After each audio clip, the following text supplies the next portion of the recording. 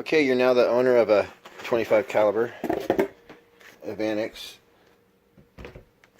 There we go. So, a few things that I need to go over. There's a few things you need to know in order to operate these guns without screwing anything up. And if you follow the few simple rules, then this will operate for forever. These things are built like tanks. So the main rule is that when you're loading your magazines, let's see here, you have to snap these pellets way inside the magazine. So you usually have to have something like this, like a pen with you or something like that.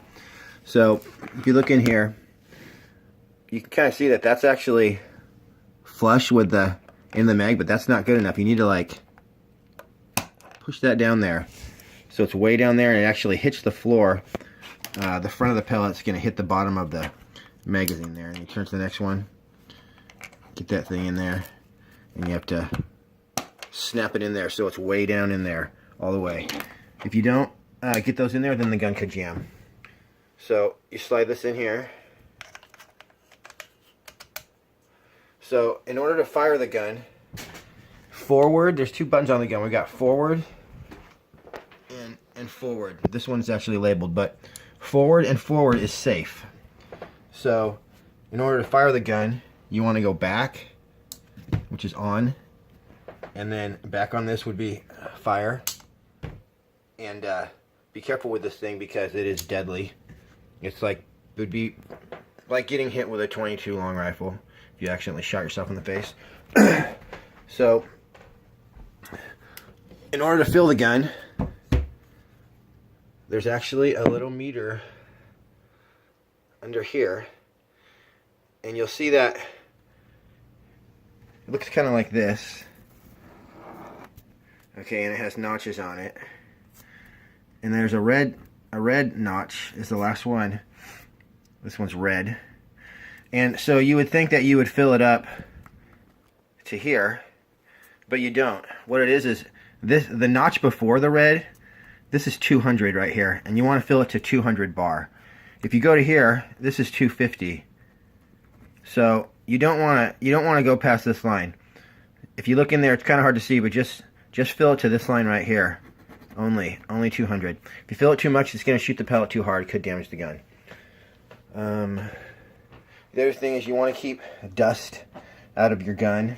So I put a cap on my air thing there. You want to keep dust out of this, so keep this in a baggie or something.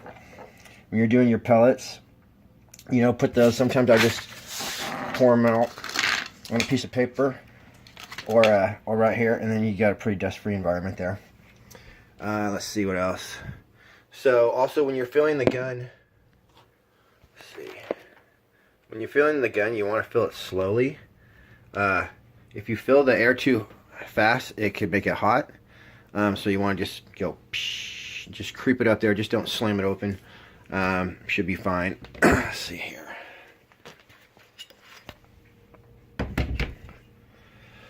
Okay, so the number one thing is loading your magazines correctly. The number two thing is that you don't want to shoot this when the battery is low. So if you're going to go out there and be doing some full auto especially, you're going to want to make sure your battery's charged. This is the charger. And the battery's located in here. You just take this off with, I believe it's 3mm Allen screws.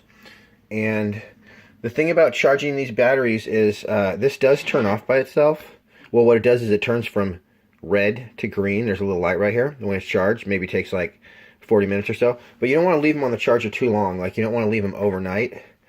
So what you want to do is when you're going to charge it, try to be around for an hour or so, and then be able to, shortly after it turns green, just go ahead and unplug it, because they do get hot when they're charging.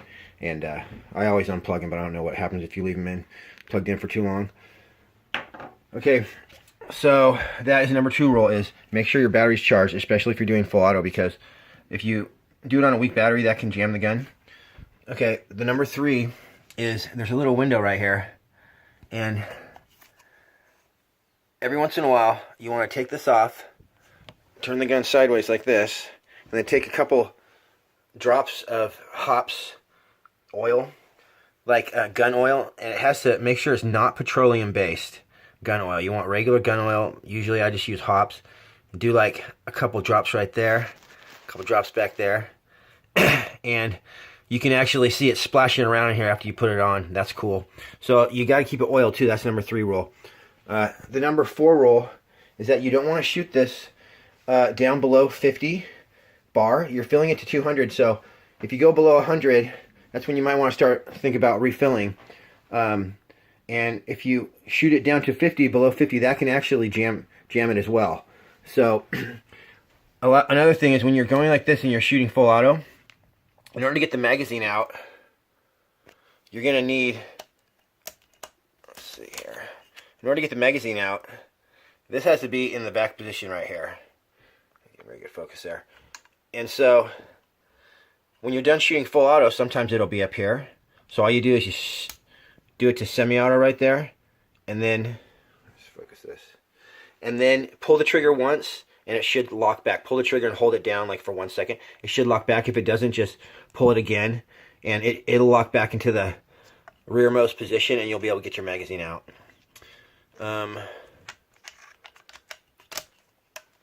If it does jam, there's a couple ways you can fix it. Well, mainly, you take this screw out right here. Whoops. I'm having a hard time focusing today. And let me see, I believe that one and that one. And then this thing will you just pop this apart maybe 1 millimeter. And what it'll do is there's a wheel down here, and it'll take the pressure off the hammer. And right when you just barely pop it apart, it's going to go chink, and it'll spring back to where it's supposed to be. You just squeeze it back together. You never want to open it all the way, because then stuff comes out, it's hard to get back in. But if for some reason, let's say you do screw something up on this gun. Let's say you accidentally turn your scuba tank the wrong way, and you blow the air thing out, or you get it jammed somehow, and you can't get it unjammed. All you got to do is call these guys right here, Air Venturi. Well, this is actually Pyramid Air, pyramidair.com, and they are a giant air gun seller, and they actually, at their store in Ohio, wherever it is, they have Air Venturi, and Air Venturi is the repair place, and so they'll repair your gun for like really cheap.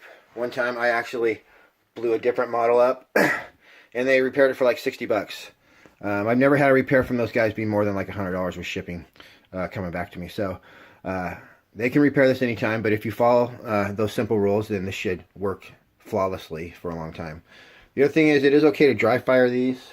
That's why when you're trying to clear your mag out and you need to pull the trigger a couple times, that's not a problem.